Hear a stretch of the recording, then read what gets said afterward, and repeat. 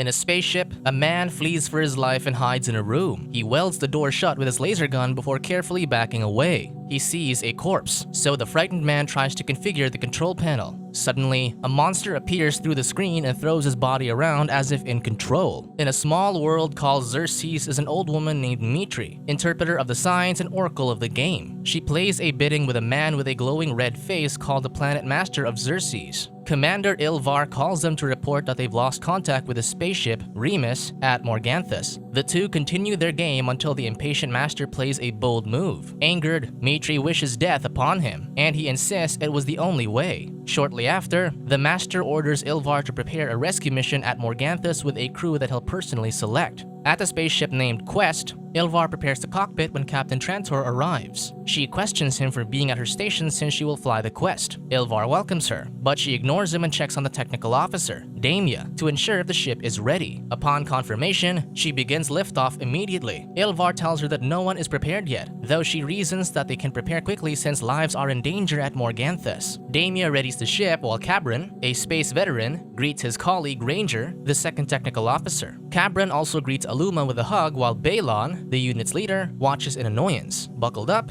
Balon reminds Cabron that he's second in command, therefore, he must follow his orders. High-spirited, Cabron simply greets him. Ranger rushes to his station and finds his seat locked, so Damia holds on to him tightly to act as his seatbelt. Soon, the Quest flies off into space. Once the turbulence settles, Ranger and Damia awkwardly get acquainted while the crew unbuckles. Ilvar checks on the crew, so they assure him that they're fine. Trantor brings up Ilvar's long service as a commander, but the man says he hasn't been on an active mission for a while. Trantor also hasn't been active since the Hesperus accident, which reminds her of the tragic memory. The captain then returns to work and asks the commander for hyperjump coordinates to get to their destination quicker. Trantor sets the quest for a hyperjump, shocking the crew. They question who their new captain is, so fellow crewmate, Kaz, tells them that she's the only survivor of the Hesperus massacre who flew their spaceship back alone. Trantor then hyperjumps the ship through space while the crew holds on tightly. Arriving close to Morganthus, the crew gets skeptical of the planet. In contrast, Trantor is glad about the successful hyperjump and switches the ship to autopilot. However, the ship experiences turbulence as something pulls them in. Alarmed, the captain switches to a manual override, and the ship malfunctions. The captain orders for more reverse thrust boosters, but Damia informs her that they've used it all. Ilvar advises utilizing the landing jets, but Trantor says they can't due to their speed. Suddenly, the ship's descent slows down, allowing Ilvar to activate the landing jets, and they brace for landing. Finally, they safely land, much to the crew's relief. Balon angrily gets off his seat while Kos gasps for air, with Cabron easing him. Soon, the crew scout the area, but Aluma, who's psi-sensitive and can sense subtle energies around, doesn't sense anything. However, Balon doesn't believe in Aluma's ability and wanders around while Q-Hot guides Kos. They come across an abandoned spaceship, so Balon leads them inside. A dead body drops from the ceiling, causing Q-Hot to throw a shuriken in defense. Kos vomits while Balon lights the corpse on fire, ordering the team to split up to scout the ship while Kos stays in the control room alone. Cabron offers to go with the frightened Kos, but Balon refuses, asserting his authority. With that, Q-Hot and Cabron check the Alpha Deck and comms room, where they find traces of death with possible survivors. Wandering in fear, Kos flinches at every sound until a wire suddenly drops, scaring him. Soon, Q-Hot and Cabron discover a dead body and light it on fire. However, this causes an alarm to go off. Kos hides in fear and hears something strange. A creature runs past unnoticed as he gets startled by a broken wire. Finally noticing the creature, Kos flees and runs into Balon and Aluma. Infuriated with Kos' cowardice, Balon grips and questions him if he's seen anything while Aluma tries to calm him down. Panicking, the new crewmate remains speechless until Q-Hot and Cabron arrive with the corpse they found. Balon orders his crew to retreat to the ship to analyze the corpse. Kos stays behind as he tries to recover from the fright. When he gets up to leave, a creature grabs him from behind and claws at his head. Back at the Quest, the crew discusses Kos' death,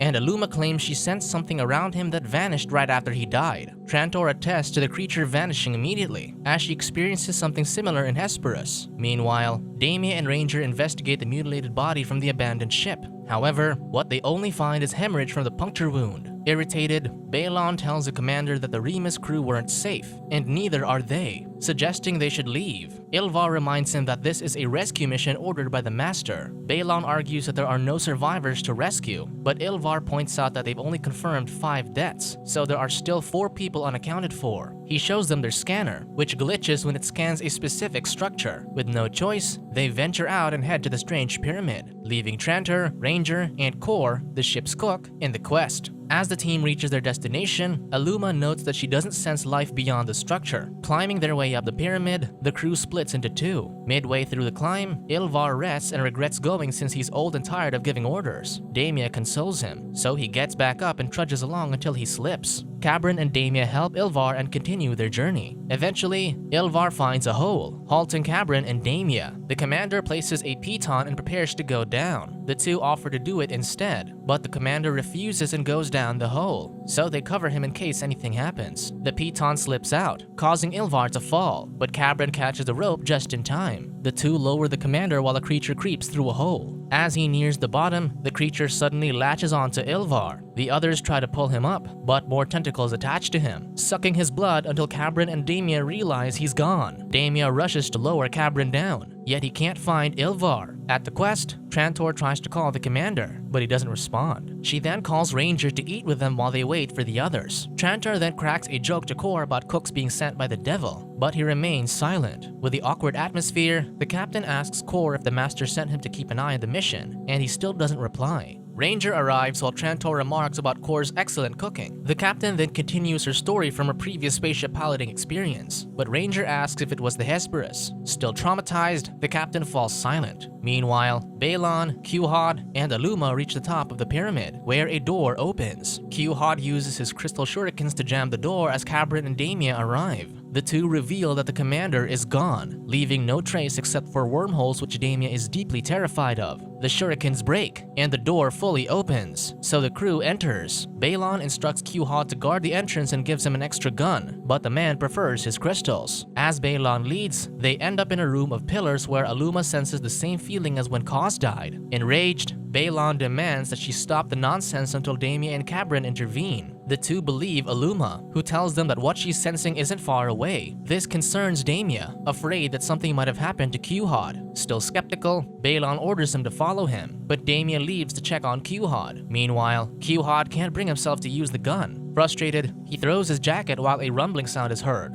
The door starts to close, so he blocks it until he's pushed out. Suddenly, he hears his shattered shurikens mend themselves back to normal. He reaches to take them, but one stabs itself into his wrist, slowly penetrating deeper into his skin. To prevent it from going deeper, he punches it and severs his arm off, crying in pain. However, his dismembered arm reaches for the shuriken and throws it into his chest, killing him. In the quest, Ranger asks Core if he's seen the captain. He checks the security cameras outside, admitting that the plant unsettles him. Core just advises him to look for Trantor. Soon, Damia finds Q-Hod's dead body and sets it ablaze. Backing away, she spots his rotting arm covered in worms, terrifying her. She burns the worms in the arm, not knowing she left one alive that grows larger. Balon, Aluma, and Cabron wind up in the same pillared room as they try to find the exit, until Aluma senses something again. Outside, Damia calls the quest but doesn't receive a response. She heads back inside as the enormous worm creeps behind her. Seeing it, Damia screams in horror, and the worm attacks, ripping her clothes off. Back in the quest, Ranger and Core head to the cockpit, where they hear a retro cannon being launched. Ranger finds the spaceship on manual override, the last option for operating the vessel. Suddenly, Core disappears. Ranger looks for him until the cook knocks him out from behind. In another room, Core finds a delusional Trantor, firing cannons as if it's the Hesperians. He tells her to stop and calls her by her previous rank and position during the devastating event at Hesperus. This makes her think that the cook is a spy, but he claims that he was a weapons and systems coordinator at the same event. Trantor argues she was the only survivor, but gets distracted when she notices the blank screen, thinking they're under attack, so she runs out with a weapon. Ranger arrives and asks Core if he's seen the captain, not knowing that it was the cook who knocked him out. Core lies that he didn't see anyone, so Ranger checks the security cameras and sees the captain burn after opening an airlock. He then looks for Trantor in the airlock until her burnt face surprises him. Back in the pyramid, the trio finds their way out of the room, discovering Damia's dead body, which Balon burns. They gather back to the quest, and Aluma points out that they're getting picked off one by one. She urges them to to fix the quest and go home, but Cabron reminds her of the field that pulled them down into the planet, which could pull them back if they try to leave. Cabron and Balon agree that they need to find the field's source before attempting to escape. Core requests to join them back into the pyramid, but Ranger thinks it's no place for a cook. Still, Cabron agrees so long as he can take care of himself. The team returns to the pyramid, and Aluma senses something again. As they scout the area, Ranger discreetly tells Cabron that he doesn't trust Core because of what happened to Trantor. Still, the team heads toward an open corridor and spots a small hole to pass through. Aluma walks away, refusing to enter the hole because she senses something. Cabron comforts her and kisses her, giving her the courage to continue. Balon suddenly hears a sound, making him shoot spontaneously. With the crew shocked, the leader claims he saw something. Cabron prepares to go down the hole and calls Balon to lead. However, he remains unresponsive. Cabron takes the lead instead and goes down while Aluma follows but stops midway. Soon, Aluma and the rest descend, and the fearful woman claims that something nearly got her. Finding a narrow bridge, the team walks across with Balon at the rear. He freezes midway, hearing a creature while his shadow distorts and creeps on him. Still, he continues until a creature suddenly grabs his ankle, causing him to trip onto Ranger. Infuriated, Ranger scolds Balon for almost killing him while the leader threatens to shoot him. Cabron steps in to stop them and help Ranger up. The crew enters a door that can be controlled from the inside. As Core closes the door, Ranger notices that it activates an odd triangle portal, so they test it out by fully shutting the door, leaving Balon behind. As the others attempt to open the door again, the leader gets ambushed by a creature in the darkness. It suddenly disappears just as Aluma finds another control panel to open the door again. However, the devilish monster attacks Balon, clawing into him and taking him down the abyss before the others can reach him. Ranger blames Balon's death on Core, who suddenly disappears. With Cabron and Aluma heading back to the door, Ranger notices a figure in the distance. The two return and ask him what he sees, so the stressed crewmate says he keeps seeing something that suddenly disappears. Cabron just reminds him to stay close and inform them if he sees something. Fed up, Ranger threatens to shoot Cabron, tired of being ordered around. When Aluma yells at him, Ranger comes to his senses and cries, so Cabron comforts him. Curiously, Aluma enters a triangular portal, only to see it disappear as soon as she's on the other side. The other two follow and end up getting separated as well. The trio desperately searches for each other, confused about how they wound up in different places. Suddenly, Ranger gets attacked by his doppelganger while the other two spot each other through glass walls. Ranger fights his double and shoots him, but this doesn't harm him. He goes for his knife, only to find the other Ranger already holding it. The double slashes at his arm while Aluma searches for a way to reunite with Cabron. Instead, she finds an exit but hesitates, thinking it's a trap. Still, she gets drawn to the corridor, approaching it as Cabron searches for her. Meanwhile, Ranger repeatedly shoots the double but realizes it's not getting harmed. Seeing its confused look, Ranger realizes that he's fighting himself.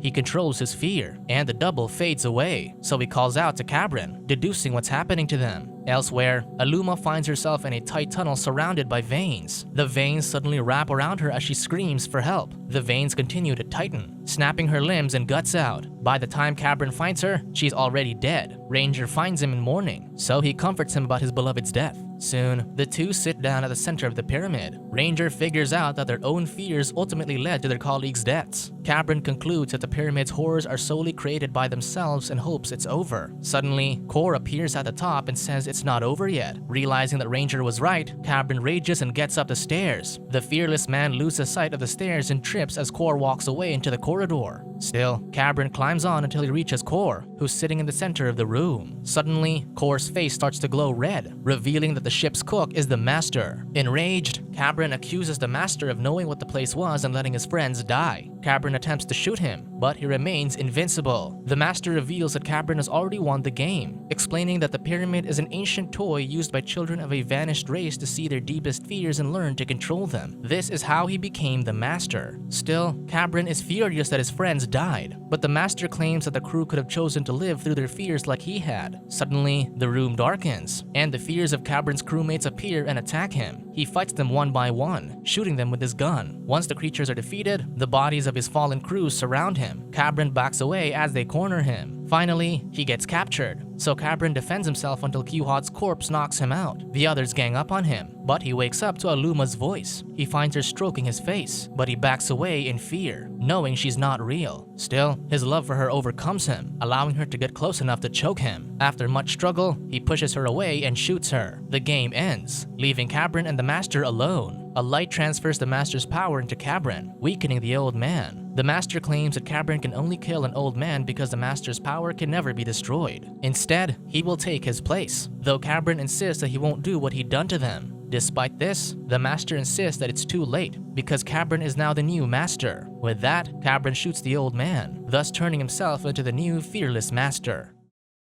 Subscribe to watch more videos like this. Turn on notifications.